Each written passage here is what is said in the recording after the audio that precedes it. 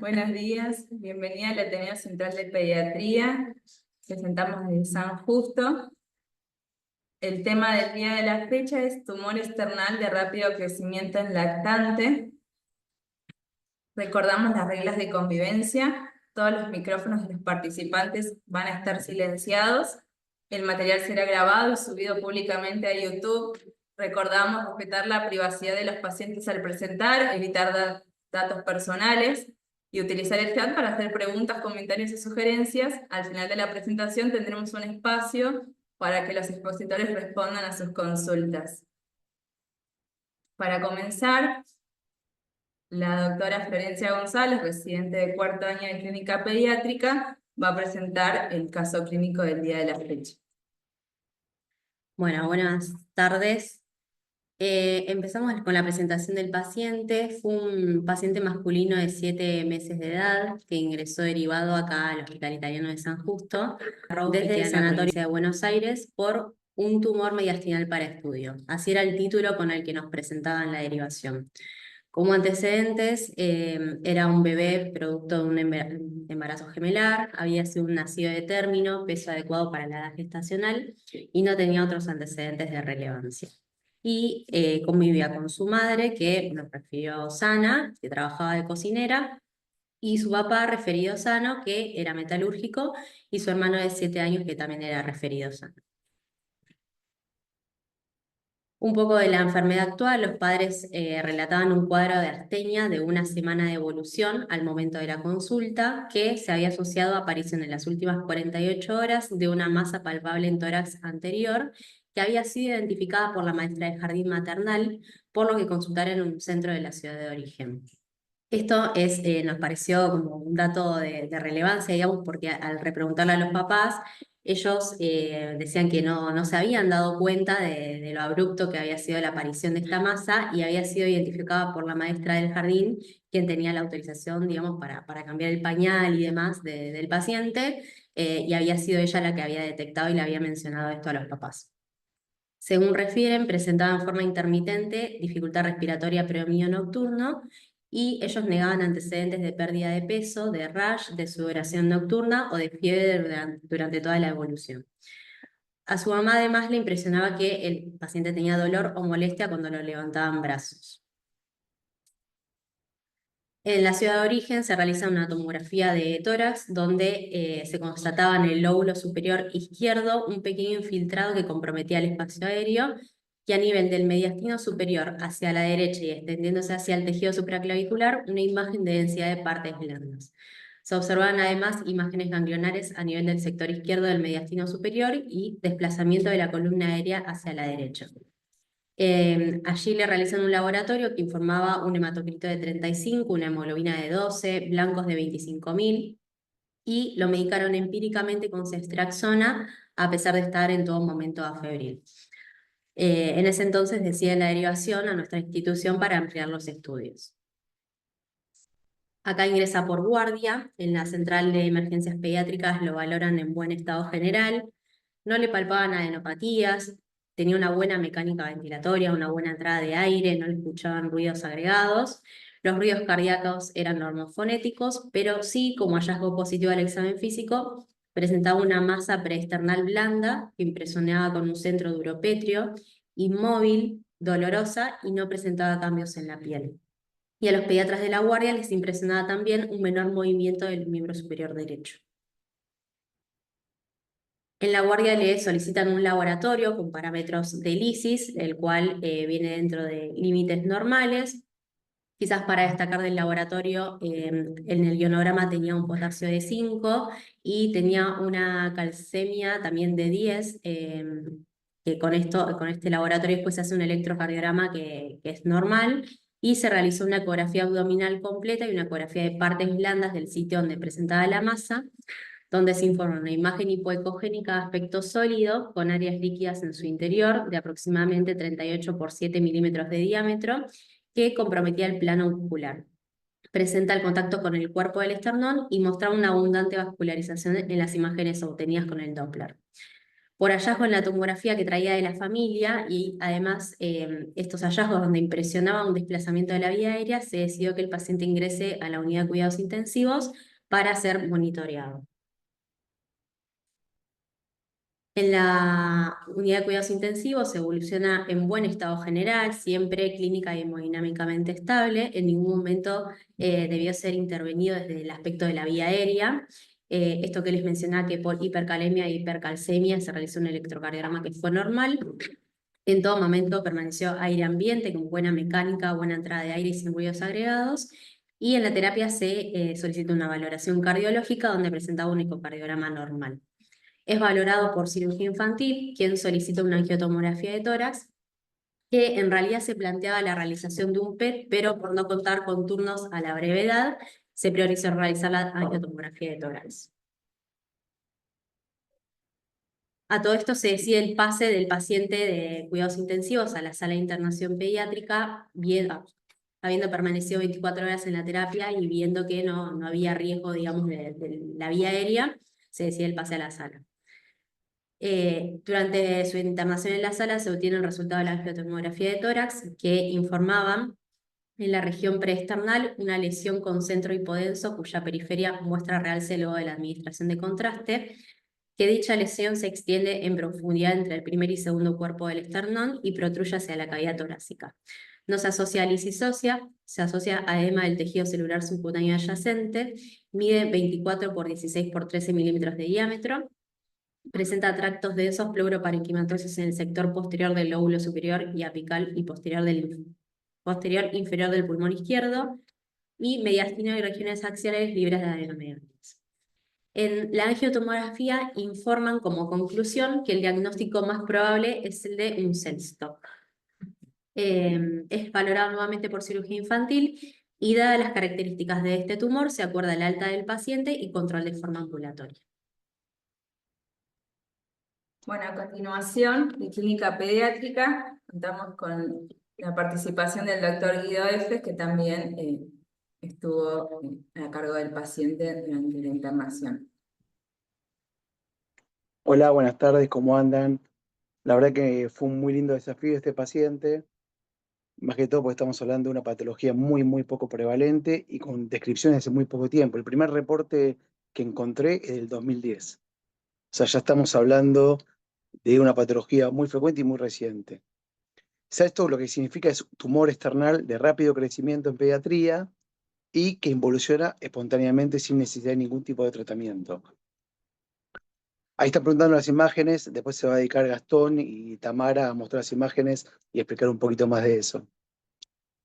La verdad que para nosotros fue un desafío, la verdad que no habíamos visto ningún caso nosotros, y empezando a buscar bibliografía era muy evidente, pero había dos ítems que nos llamaban un poco la atención, porque uno de los criterios diagnósticos es que el paciente no tenga antecedentes ni de traumatismos, ni tenga síntomas de fiebre, descenso de peso, ni imágenes neoplásicas. Este chico al ingreso sí tenía glóbulos blancos aumentados y una PCR elevada, pero dentro de la fisiopatología es una respuesta inflamatoria aséptica. Por lo tanto, buscando evidencia se ve leucocitosis y aumento de eritro PCR transitorias que tienden a mejorar con el tiempo. El gran desafío que teníamos con esta familia era realmente ellos cuando venían muy angustiados, familia que comprendían todo, con la idea de hacer un PET, biopsia y extraerse el tumor, explicarle en principio que esto es una enfermedad que involuciona espontáneamente. Normalmente uno lo ve, el debut es siempre antes de los 20 meses, está escrito hasta los 2 años, y que en un plazo de un año, año y medio, desaparece espontáneamente sin necesidad de ningún tratamiento. Lo más difícil era explicar a esta familia que no íbamos a hacer ni biopsia, ni PET, y controlar evolutivamente. Los pudimos convencer, y no quiero spoiler a Gastón, pero la evolución fue muy, muy favorable. Sí tener en cuenta los diagnósticos diferenciales que puede haber, desde malformaciones condroesternales, hasta procesos inflamatorios.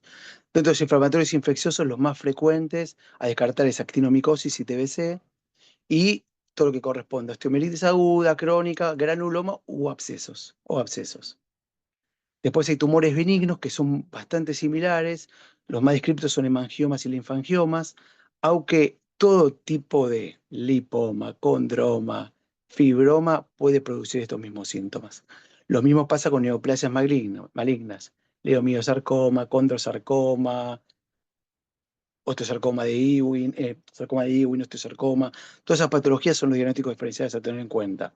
Empecé con una eco, que es muy característica, no quiero hablar de lo que va a hablar Tamara, uno haría el diagnóstico. Lo más importante es tranquilizar a la familia y hacer un seguimiento evolutivo.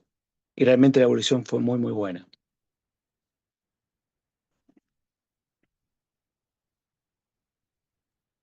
Dejo Muchas lugar a gracias, Tamara. muchas gracias, doctor F, por su participación. A continuación, vamos a contar también con la presencia virtual de la doctora Tamara Krender, del Servicio de Diagnóstico por Imágenes, que nos dejó un material en base también a este paciente que pudo seguir ella.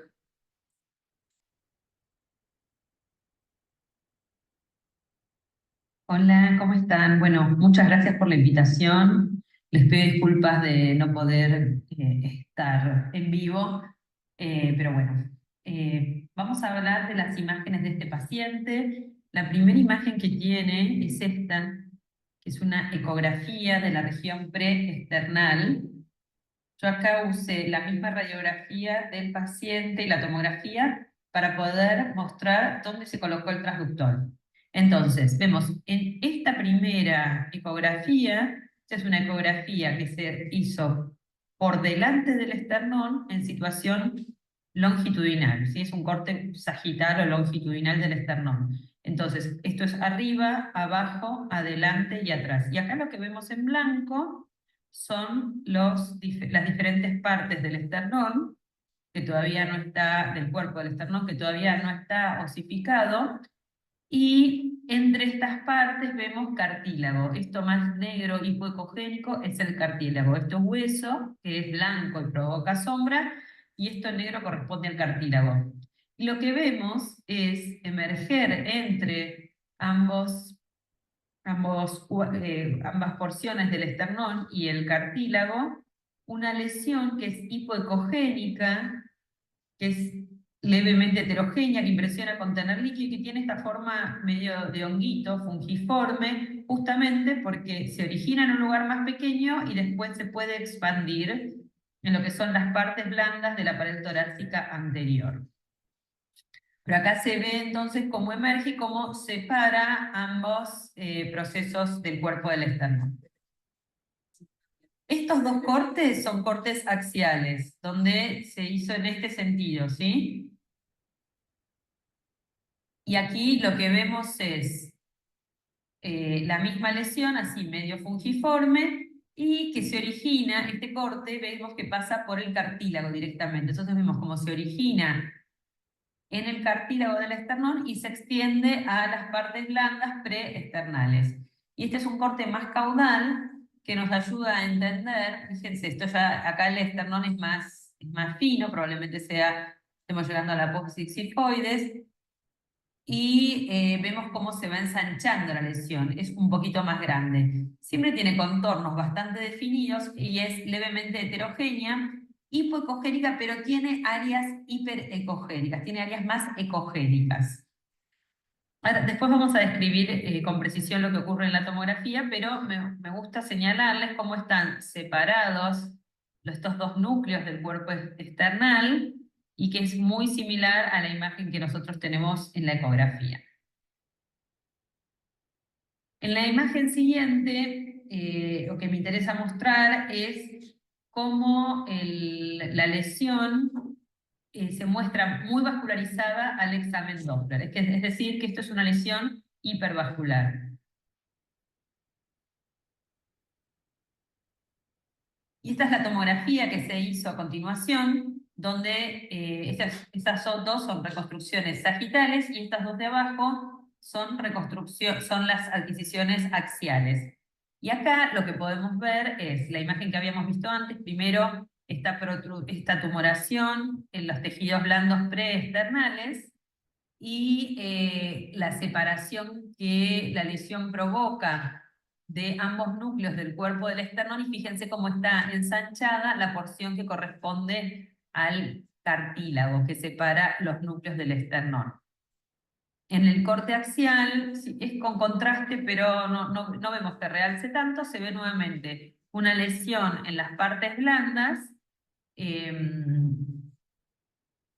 no erosionan hueso, ¿sí? No vemos que erosionan hueso y que realza tenuemente con el contraste endovenoso. Y acá es medio difícil de ver, pero se puede ver que hay algo de edema en las partes blandas adyacentes. Esta es la grasa, que lo normal es que sea negra, y acá vemos cómo hay estas hiperdensidades en la grasa adyacente que corresponden a cambios inflamatorios.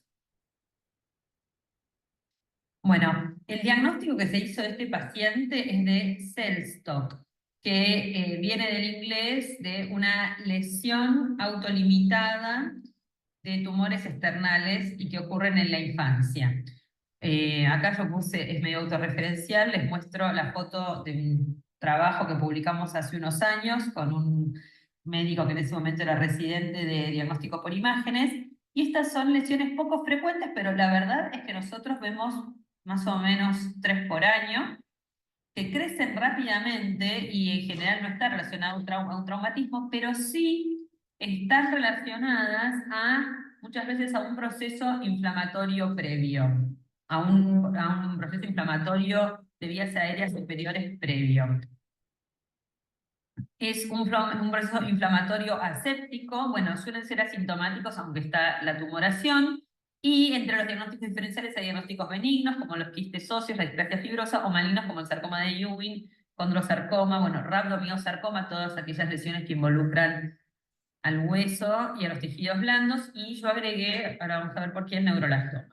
Las imágenes son la ecografía de partes blandas, que ese es el mejor método, para mí es el más importante. Hay que saber, hay que conocer la lesión y hay que conocer los diagnósticos diferenciales. Entonces hay que saber identificarla, pero también hay que saber buscar si hay algo que nos diga que en realidad no estamos frente a un Cellstock.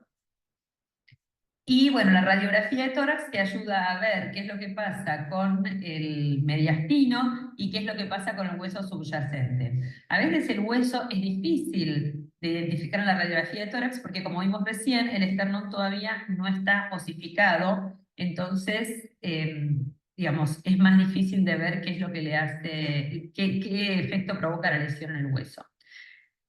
¿Qué es lo que vamos a ver en estas imágenes? Que las lesiones estas están en continuidad con el cartílago external, que los contornos son definidos, esa es la hipervascularización, corresponde en este caso a cambios inflamatorios.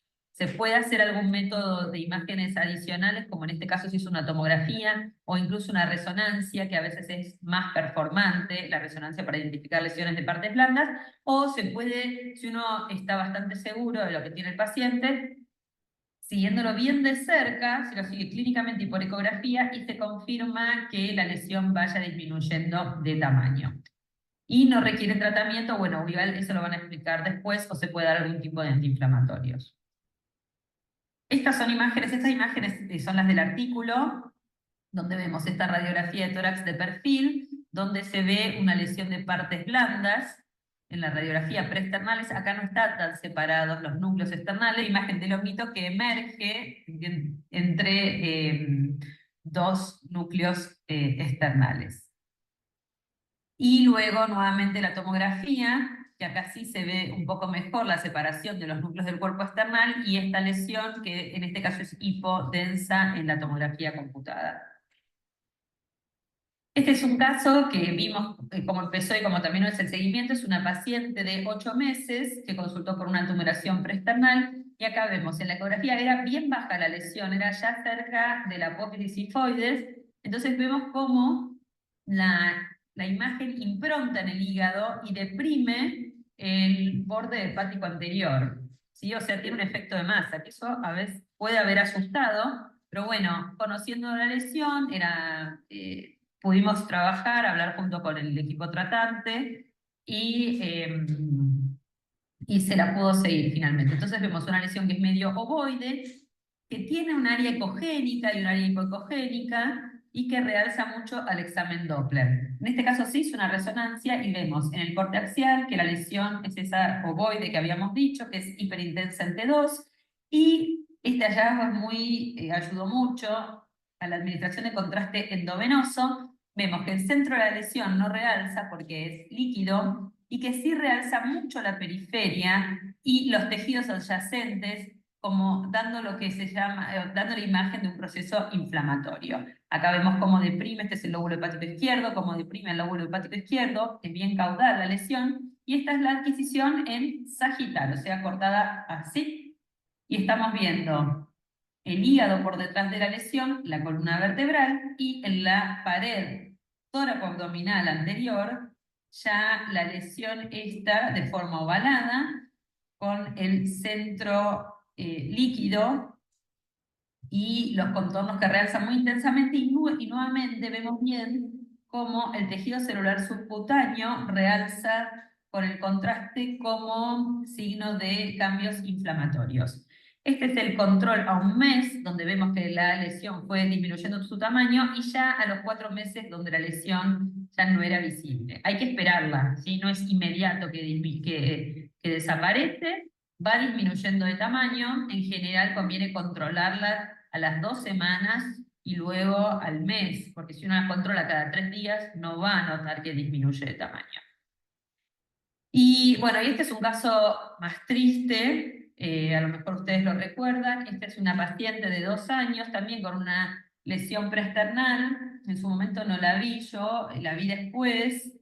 Y cuando vemos la lesión también es una imagen ovalada que se introduce entre los cuerpos externales, o sea, tiene esa forma de longuito. En este caso, ahora prestando atención, vemos que es más hipoecogénica, que no tiene eso ecogénico. Lo hipocogénico, así tan homogéneo, nos puede hacer pensar que es algo muy celular. Pero sobre todo, y lo más importante, es mirar toda la paciente. Y cuando fuimos subiendo, primero que acá se ve que se extiende en profundidad, y acá también, a mí ya eso no me terminaba de convencer, y seguía ascendiendo, y esta es esta imagen que vemos acá, esto es hacia la izquierda, esta es la carótida y esta es la yugular, o sea que esto es el hueco supraclavicular izquierdo, y vemos una gran lesión sólida también. Así que en este caso el diagnóstico de Celstop quedó excluido. Se continuó con los estudios. Acá vemos la radiografía de tórax, donde se ve que hay una lesión paramediastinal, y acá vemos la resonancia, una reconstrucción, una adquisición coronal, donde vemos la lesión en lo que es el ápice del hemitórax izquierdo, y esta lesión que habíamos visto cervical, supraclavicular izquierda. Y esta es una adquisición axial donde se observa que en realidad es una gran lesión mediastinal, y acá vemos también en la axila lo que presentaba esta paciente. Esto no es lo más frecuente, pero bueno, siempre hay que tenerlo en cuenta, y en este caso se trató de un neuroblastoma. Bueno, nada más, muchas gracias. Hola, ¿cómo están? Bueno, no, siempre...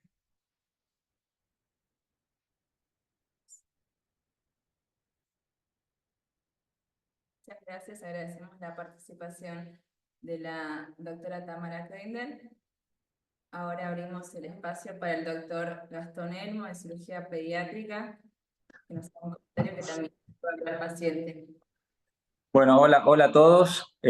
Muy linda la presentación. Creo que el caso está bien cerradito, está bien completo, tanto lo que habló Guido como Tamara. Lo que hay que tener en cuenta es un poco, como decía Guido, calmar un poco la ansiedad de la familia. Tener en cuenta de que no haya ningún antecedente que pueda confundirnos, como algún traumatismo, que la zona no esté caliente, que no pensemos que pueda ser algún proceso infeccioso. Generalmente algún hongo puede ser, a veces preesternales o retroesternales, y producir una obstrucción del esternón o cualquier otro tipo de tumoración. Y el diagnóstico hay que hacerlo, o lo hacen generalmente, como dijo Tamara, la gente de imágenes. A veces con la ecografía sola podemos prescindir de la tomografía como para hacer el diagnóstico definitivo, y después es muy importante el seguimiento de estos pacientes, ¿no? De seguirlo de forma estricta en consultorio para ver cómo va evolucionando esta masa en un paciente totalmente asintomático, porque lo que hay que evitar es tratar de hacerle cosas al paciente que puedan llegar a tener algún tipo de riesgo o de comorbilidades extras que no necesita, o haciéndole una resección, o haciéndole una biopsia, o incluso irradiándolo con una tomografía. Este paciente lo controlamos en el consultorio, lo fuimos viendo y la masa disminuyó, ya ni se palpa, así que bueno, lo que vamos a hacer es mandarlo a hacer un control nuevo ecográfico para constatarlo. Y acá estimulo a todos los pediatras, incluso a ustedes chicas que hicieron toda este Ateneo, como para que podamos también juntar un par de casos más que los hay y publicarlos en la revista de archivos de pediatría, porque muchos pediatras no lo conocen y muchos cirujanos tampoco conocen este tipo de patologías. Entonces es algo bueno que me parece necesario también que podamos divulgar para toda la comunidad de pediatras y de cirujanos. Eh, Así que bueno, no hay mucho más para agregar, por lo menos de mi parte.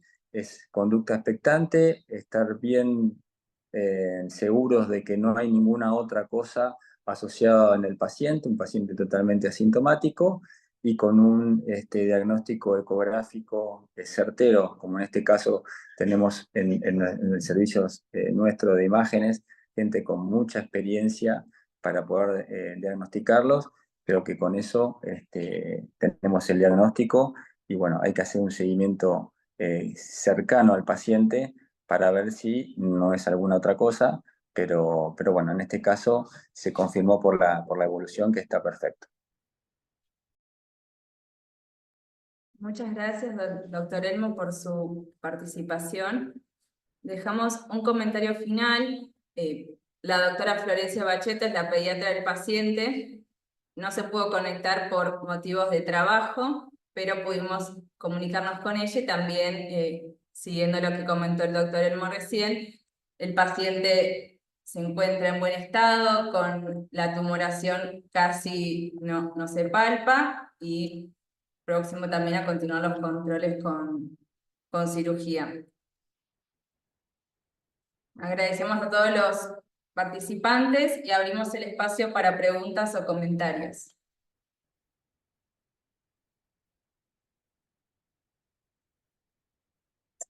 Hola, una pregunta. Si teniendo en cuenta que el diagnóstico dijimos que por ahí se confirma con la imagen y que el seguimiento sería sobre todo pediátrico y con las imágenes, ¿está bien que igual siempre que tengamos este diagnóstico lo derivemos para el seguimiento con cirugía en conjunto?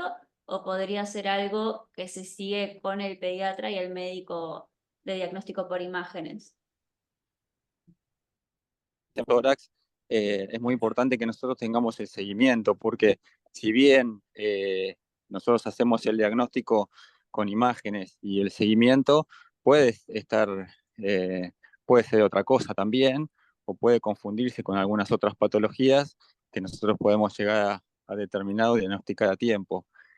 Hay otra pregunta que hace Julián del tema de si se asocia con malformaciones torácicas. La realidad es que no se asocia. Generalmente lo que produce es la masa produce una protrusión del esternón hacia adelante, pero después cuando se va el proceso inflamatorio, el paciente, la remodelación del tórax hace que el paciente esté bien y sin problemas.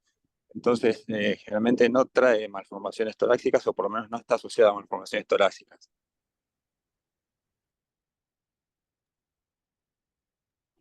Entiendo de lo que dice la literatura que es una respuesta inflamatoria inespecífica y no se rescatan gérmenes. En los casos que se cultivan, que se punzan y se cultivan, son asépticos. Y también en la descripción de la imagen no siempre describen tan vascularizada como era este caso. Hay otras descripciones que lo definen como poco a poco vascularizado, ¿no? Así que me parece lo que decía Gastón. si bien uno puede tener una presunción, es un paciente para un seguimiento muy, muy cercano.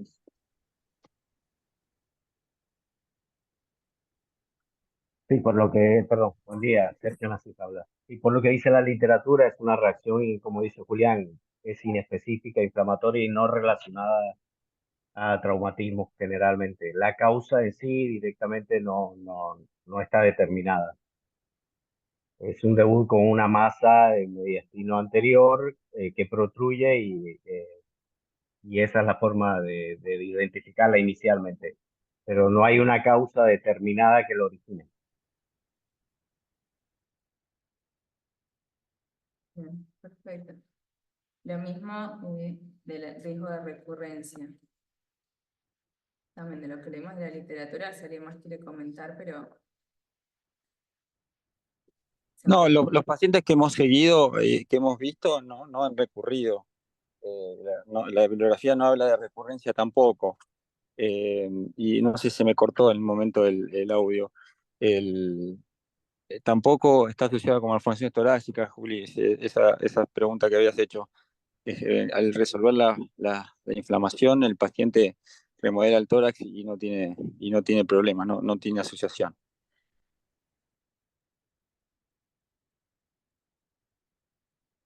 Pero pregunta el doctor Alonso, ¿el tiempo de involución disminuye con AINES?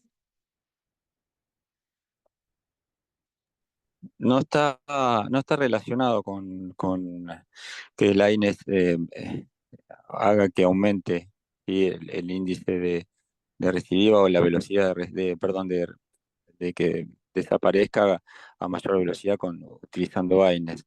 Y tampoco se utilizan de rutina para estos pacientes. Tampoco hay tantos pacientes como son escasos las publicaciones que hay, eh, pero en general se espera la involución espontánea sin ningún otro tipo de tratamiento. Otra pregunta, si tuvieron casos que requirieron resección quirúrgica o si hay descrito casos que por algún motivo la requieran. Mira, el tema que es una masa que va en reloj de arena, se dice, porque hay parte preesternal y parte retroesternal. La realidad es que para hacer una resección completa hay que hacer una resección external, o sea, no está indicada de ninguna manera. En algunos casos de que pueda existir duda, porque pueden estar sobreinfectados o algo, puede llegar a requerir algún tipo de biopsia y cultivo y anatomía patológica, pero la anatomía es proceso inflamatorio nada más y luego se espera la evolución y generalmente involucionan, entonces es parte del tratamiento. Se ha llegado a biopsiar a estos pacientes eh, para descartar alguna enfermedad maligna, pero es casi imposible hacer la resección completa. Eh, pero bueno, nada, por eso es importantísimo tener un buen equipo de imágenes para poder llegar al diagnóstico y no hacerle cosas al paciente en forma innecesaria o cruentas. Perfecto, muchas gracias. ¿Hay alguna otra Una, cosa? una, un comentario, Gastón, por ahí por tu formación. Entiendo que esto está descrito a partir de 2010. ¿Y qué pasaba con estos pacientes antes? Digamos, seguramente habría casos Sí, esporádicos? hubo y un montón. Siempre estos pacientes iban a biopsia. Por lo que expliqué, no se intentaba la resección, la biopsia da tejido no tumoral, no cancerígeno, entonces la conducta siempre fue expectante, siempre los cultivos son negativos, entonces lo que hacía se pensaba que era algún hongo, se le daba antifúngicos, esperando que la resolución aún sin tener cultivos positivos para hongos tampoco, pero bueno, se interpretaba como algo infeccioso en donde no se había conseguido muestra, como pasa a veces con con muchas enfermedades que uno no tiene por rescate de germen, igual le da tratamiento y bueno, se lo seguía en el tiempo y después iban involucionando y uno le daba la razón al antibiótico o al antifúngico como que había sido la causa de la involución y no la involución espontánea. Luego se empezó a describir esta patología como una patología involutiva per se, y bueno, se dejó de tratar y bueno, se hace lo que dijimos, la conducta expectante, el seguimiento con imágenes y en forma bien cercana en consultorio. Genial. Y en Eh, relación a pregunta. no, Perdón. perfecto. Hola, hola. No, rescato lo que dice Gastón, el otro día lo discutíamos en un pase, que es una muy mala manera de definir diagnóstico por una supuesta respuesta a tratamiento. Y este es un caso bien preciso de esa situación. Durante algún tiempo habrán dicho, no rescatamos, pero respondió al antifúngico, y hoy por hoy se puede definir que tiene resolución espontánea. Así que digo, reforzar esa argumentación de que no es un buen método diagnóstico la respuesta a tratamiento. Sí, a mí me hace acordar al ombliguero de las hernias umbilicales que hacían las abuelas, ¿no? Que decían, no, te curó el ombliguero y no el cierre espontáneo de la hernia umbilical, ¿no? Que se produce a los 2 años, 3 años. Esto es más o menos lo mismo, asustaba mucho las masas preesternales y sobre todo en el mediastino y bueno, cuando no se llegaba a tener ningún tipo, después de la biopsia que no era negativo, decía, bueno, habré biopsiado mal, habré biopsiado parte de que no era tumoral, y bueno, se empezaba a darle tratamientos empíricos, generalmente con antifúngicos, y bueno, terminaban involucionando solos. Nos quedan otras dos preguntas. Una es, ¿en cuánto tiempo se espera esta involución? ¿Y por qué no se da en otras edades, doctor Alonso? Sí se da en otras edades, ¿eh? Yo he visto pacientes adolescentes también con esta masa que termine siendo esto, pero repito, no son muchos los casos que hay, no es que vemos todos los días en consultorio, ni tampoco un caso por año, son casos esporádicos que se dan en diferentes edades. Bien. Bueno, muchas gracias. ¿Hay algún otro comentario?